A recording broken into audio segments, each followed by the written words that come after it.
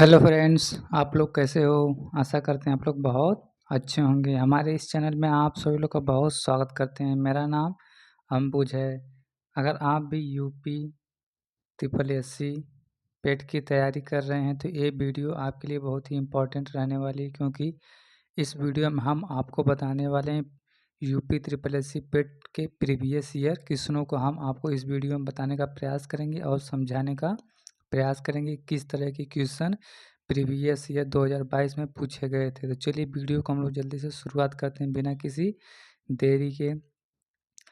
जैसा कि अगर आप प्रीवियस ईयर क्वेश्चनों को भी लगा लेते तो आपको कम से कम 50% की इसमें अवश्य हेल्प मिल जाएगी। तो चलिए वीडियो को हम लोग जल्दी से शुरुआत करते हैं। जैसे कि एक वीडियो हम अपलोड कर चुके हैं पिछले वाले में 1 से लेके 15 तक के क्वेश्चनों को हम पिछले वाले वीडियो में बता चुके हैं। ये 16 से हमारा रहने वाला 30 नंबर तक के क्वेश्चनों को हम इस वीडियो में बताएंगे। तो चलिए देखिए 16वें नंबर पे दिया गया है कि नई आर्थिक नीति को सामान्यतः विकास के खाली स्थान मॉडल के रूप में जाना जाता है। कि मतलब इसमें पूछा था, एक करंट अफेयर का क्वेश्चन है, फिर भी बता देते हैं कि नई आर्थिक नीति को सामान्यतः विकास के किस रूप में माना जाता है। तो LPG इसका फुल फॉर्म अगर आपसे पूछा जाए कि LPG का फुल फॉर्म क्या होता है तो लिक्विड पेट्रोलियम गैस होता है। ठीक, तो LPG का फुल फॉर्म हो जाएगा लिक्विड पेट्रोलियम गैस। तो आर्थिक मॉडल के रूप में LPG गैस को भी बहुत योगदान माना जाए। इसका राइट आंसर हो जाएगा LPG हो जाएगा। ठीक, चलिए बढ़ते हैं अगले क्वेश्चन की तरफ। अगला क्वेश्चन हमारा क्या दिया गया है, तो अगला क्वेश्चन हमारा 17 नंबर पे दिया गया है कि कोई भी कंपनी एक सरकारी कंपनी है यदि उसमें कम से कम प्रदत्त पूंजी सरकार के लिए अधिकार में होती है। कि मतलब कोई भी कंपनी है, कई क्वेश्चन का कहने का मतलब कोई भी कंपनी है वह सरकारी कंपनी कब हिस्सेदार के रूप में मानी जाएगी, जब वह 51% तक अपनी हिस्सेदारी सरकार को मतलब सरकार को अपनी पूंजी देगी या सरकार में के कामों में सहयोग करेगी, तब वह सरकारी कंपनी के अंतर्गत आती है। चलिए बढ़ते हैं अगले क्वेश्चन की तरफ। अगला क्वेश्चन क्या दिया गया है, तो अगला क्वेश्चन हमारा 18वें नंबर पे दिया गया है कि हॉल मार्क लोगों का उपयोग निम्नलिखित में से किसके लिए होता है। कि हॉल मार्क जैसे कि सोने चांदी से संबंधित हॉल मार्क का चिन्ह एक प्रकार का प्रयोग किया जाता है, तो वह पूछा जा रहा है किस पर प्रयोग किया जाता है, तो जेवर पे किया जाता है। चलिए बढ़ते हैं अगले क्वेश्चन की तरफ। अगला क्वेश्चन क्या दिया गया है कि 19वें नंबर में दिया गया है हमारा यहाँ पे खाली स्थान दिया है कृषि तथा ग्रामीण क्षेत्रों को वित्त पोषण करने वाली एक केंद्रीय शीर्ष संस्था है। तो ग्रामीण ग्रामीण क्षेत्रों में जो कृषि के लिए वित्त केंद्रीय संस्था किसे माना जाता है, तो नाबार्ड को माना जाता है। किसको, अगर आपसे पूछे कि कृषि के क्षेत्र में भी नाबार्ड को माना जाता है, ग्रामीण क्षेत्र में वित्त का जितना भी विकास होता है उसको भी नाबार्ड के रूप में प्रयोग किया जाता है, तो इसका राइट आंसर हो जाएगा नाबार्ड। चलिए बढ़ते हैं अगले क्वेश्चन की तरफ। नेक्स्ट क्वेश्चन क्या दिया गया हमारा, तो नेक्स्ट क्वेश्चन यहाँ पर हमारे लोग का दिया गया है कि 1991 के आर्थिक सुधारों के द्वारा निम्न में से किस समस्या की ओर से ध्यान दिया गया था। तो किस, जब हमारे 1991 जब आर्थिक समस्या हम लोग पे आई थी तो किस पर सबसे अधिक ध्यान दिया गया था, विदेशी मुद्रा भंडार के संकट पर सबसे अधिक ध्यान दिया गया था। कि हमारी विदेशी मुद्रा अगर भंडार ही समाप्त हो जाएगा तो हमारे भारत में क्या आ जाएगी, भुखमरी आ जाएगी, गरीबी आ जाएगी।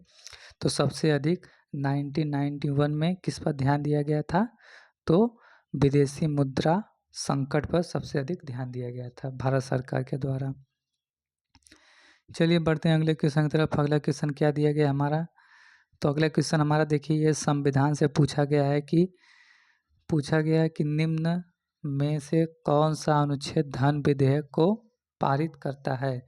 जैसा कि आप लोग भी संविधान बहुत लोग पढ़े होंगे, धन विधेयक का आर्टिकल नंबर कितने से संबंधित हो जाएगा, तो 110 से संबंधित हो जाएगा, मतलब 110 से धन विधेयक में इसका वर्णन देखने को मिलता है। चलिए बढ़ते हैं अगले क्वेश्चन की तरफ। अगला क्वेश्चन हमारा क्या दिया गया है स्क्रीन पर आपको दिखाते हैं। तो 22वें नंबर पे यहाँ पर दिया गया है कि खाली स्थान दिया गया है कि वे आदर्श हैं जिन्हें राज्य के नीतियों का निर्माण करते समय ध्यान में रखना चाहिए। कि मान लीजिए कि किसी के राज्य की कोई भी नीति बनाना है, या मान लीजिए कि उस स्कूल पर कोई नीति बनाना है, ठीक, या शिक्षा पर कोई नीति बनाना है, तो सबसे अधिक किस पर ध्यान देना चाहिए? तो राज्य की नीति निर्देशक तत्व। मान लीजिए किसी भी क्षेत्र, मान लीजिए हमारे यूपी या बिहार में किसी भी क्षेत्र या भाषा के क्षेत्र में भी कुछ काम करना है, तो सबसे पहले किसका निर्देशक होना चाहिए? तो राज्य के नीति निर्देशक तत्वों का उसमें पालन होना चाहिए। इस नीति का ध्यान में रखते हुए तभी आप नियम को बना सकते हैं। चलिए बढ़ते हैं अगले क्वेश्चन की तरफ। अगला क्वेश्चन क्या दिया गया हमारा? तो 23वें नंबर पर हमारा यहाँ पर दिया गया है कि निम्न में से किसमें मौलिक कर्तव्यों का उल्लेख किया गया है? कि निम्नलिखित में से किसमें मौलिक कर्तव्य का उल्लेख किया गया है? तो भाग 4 में, भाग 4 क में किसका वर्णन देखने को मिलेगा? तो मौलिक कर्तव्यों का वर्णन देखने को मिलता है। ठीक, चलिए बढ़ते हैं अगले क्वेश्चन की तरफ। अगला क्वेश्चन क्या दिया गया है? तो अगला क्वेश्चन देखिए, यहाँ पर संविधान से पूछा गया। संविधान से आप लोग अच्छे से पढ़ कर जाइए, क्योंकि संविधान से देखिए 2 या 3 नंबर की क्वेश्चन अवश्य पूछे जाते हैं, क्योंकि 2 या 3 नंबर के अवश्य क्वेश्चन ही पूछे जाते हैं। तो 24 नंबर में क्या पूछ रहा है कि भारतीय संविधान का अनुच्छेद 343 किसके बारे में है? कि आर्टिकल नंबर 343 का संबंध किसके बारे में हो जाएगा? तो संघ की राजभाषा से हो जाएगा। चलिए संघ की राजभाषा क्या होती है, थोड़ा सा हम इसको आपको विस्तार में बता देते हैं। जब हमारे वर्तमान समय में भारतीय संविधान में कुल कितनी भाषाओं का उल्लेख मिलता है? तो टोटल 22 भाषाओं का उल्लेख मिलता है। तो इसमें क्या बात हुई कि हिंदी को बहुत लोगों को मानना था कि हिंदी को राष्ट्रीय भाषा का दर्जा दिया जाए, मगर इसी के बीच लेकर तमिलनाडु के क्षेत्र में, पंजाब के क्षेत्र में और अन्य कई जगहों पे बहुत सी लड़ाइयाँ हुई, बहुत से आंदोलन हुए, तो हिंदी को क्या बना दिया गया है? तो हिंदी को राज भाषा बना दिया गया। तो वही आर्टिकल नंबर कितने में सुधार किया गया? तो आर्टिकल नंबर 343 के अंतर्गत हिंदी को संघ की राजभाषा हम लोग की क्या हो जाएगी? तो संघ की राजभाषा हमारी हिंदी हो जाएगी। इसी का ये आर्टिकल नंबर इसी से संबंधित है। चलिए बढ़ते हैं अगले क्वेश्चन की तरफ। अगला क्वेश्चन क्या दिया गया है? देखिए ये भी संविधान से क्वेश्चन पूछा गया है कि संविधान से क्या पूछा गया है? तो देखिए आपको स्क्रीन पर दिखाते हैं। दिया है कि निम्न में से कौन सी सर्वोच्च न्यायालय के न्यायाधीशों की नियुक्ति की है? मतलब इसमें पूछ रहा है कि अगर सर्वोच्च न्यायालय की न्यायाधीशों की नियुक्ति कितने वर्ष की आयु पर की जाती है? तो 65 वर्ष की आयु पर की जाती है। अगर बात की जाए कि पीएम अपने पद पर कितने वर्ष तक रहता है? 5 वर्ष तक। सीएम की बात की जाए, सीएम भी अपने पद पर 5 वर्ष तक रहता है। ठीक, कभी कभी ये भी क्वेश्चन आपसे पूछ सकता है। चलिए बढ़ते हैं अगले क्वेश्चन की तरफ। अगला क्वेश्चन क्या दिया गया है? तो अगला क्वेश्चन दिया गया है कि निम्नलिखित में से कौन सा इंद्रधनुष में से एक रंग नहीं है? मतलब उसमें दिया गया होगा कि 4 ऑप्शन दिए गए होंगे, तो उसमें से पूछ दिया कि इसमें से कौन सा एक इंद्रधनुष का रंग नहीं है। ठीक, तो इंद्रधनुष में कुल कितने रंग होते हैं?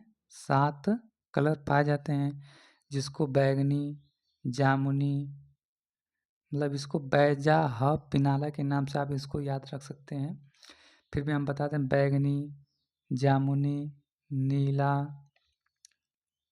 ठीक, बैगनी, जामुनी, नीला, हरा हो जाएगा।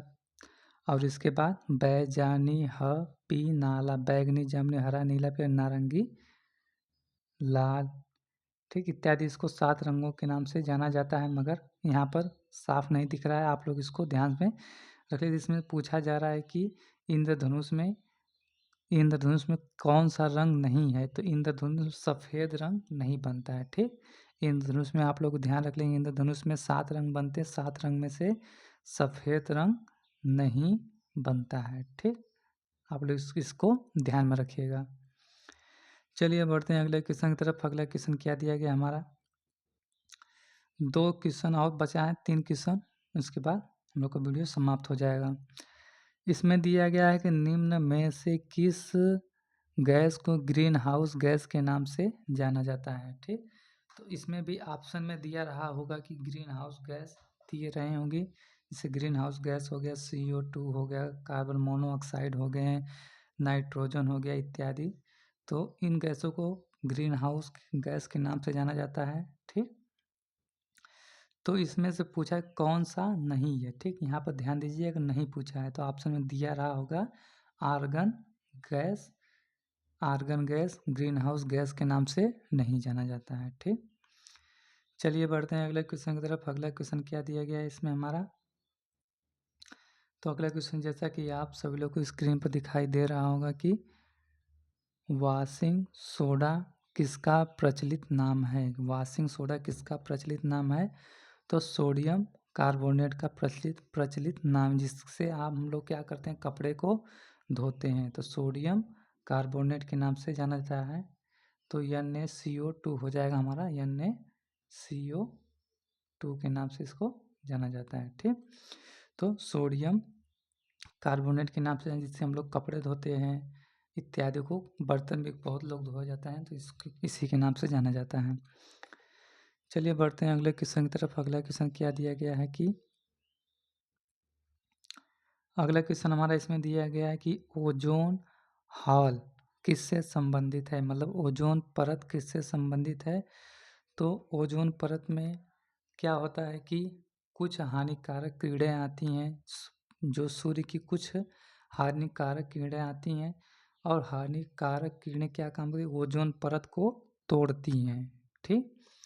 तो इसमें किसका संबंध हो जाएगा, तो समताप मंडल में ओजोन परत की मोटाई में कमी है, ठीक। ये ऑप्शन में दिया रहा होगा, तो इसमें संबंधित नहीं, मतलब इसके बारे में थोड़ा सा हम बता दें कि ओजोन परत को तोड़ने का काम 2 कीड़े करती हैं, एक पराबैंगनी कीड़े करती हैं, और कुछ गैसें होती हैं, जैसे कि अमोनिया हो गया। पहले के समय में अमोनिया गैस को फ्रिज में डाला जाता था, तो अमोनिया गैस क्या होता था, ओजोन परत को जाकर तोड़ता था, और जिसके कारण पराबैंगनी कीड़े हमारे पृथ्वी पर सीधे आती थी और हमारे शरीर को बहुत नुकसान करती थी। फिर कुछ समय बाद अमोनिया गैस को फ्रिज से बंद करके कोई अन्य गैस का इसका प्रयोग में किया जाए, जैसे कि कोई अन्य गैस इसमें लगाया गया था, ठीक। चलिए बढ़ते हैं अगले क्वेश्चन की तरफ। अगला क्वेश्चन क्या दिया गया है, अगला क्वेश्चन हम लोग का अंतिम क्वेश्चन रहने वाला है। इसमें दिया है कि पौधे अपने पोषक तत्व मुख्यतः कहाँ से प्राप्त करते हैं, कि पौधे अपना पोषक तत्व मुख्यतः कहाँ से प्राप्त करते हैं, तो इसका राइट आंसर हो जाएगा मिट्टी से। अगर बात की जाए कि पौधा है, पौधे को बढ़ने के लिए, ठीक, अगर मान लीजिए कोई पौधा है, तो उसको बढ़ने के लिए सबसे अधिक किस तत्व की सबसे अधिक आवश्यकता होगी, तो नाइट्रोजन। कोई भी पेड़ हो जाएगा, कोई भी पौधा हो जाएगा, उसको बढ़ने के लिए सबसे अधिक किस चीज़ की आवश्यकता हो जाएगी, तो नाइट्रोजन गैस की सबसे अधिक आवश्यकता हो जाएगी। आपसे एक क्वेश्चन हमारा रहने वाला है कि मिट्टी के अंदर कौन सा तत्व सबसे अधिक पाया जाता है। आप लोग इसे कमेंट बॉक्स में अवश्य बताइएगा। आज के लिए बस इतना ही, मिलते हैं हम लोग नेक्स्ट वीडियो में। अगर हमारी वीडियो आप सभी लोगों को पसंद आए तो चैनल को सब्सक्राइब कर लीजिएगा। आज के लिए बस इतना ही, थैंक यू, धन्यवाद।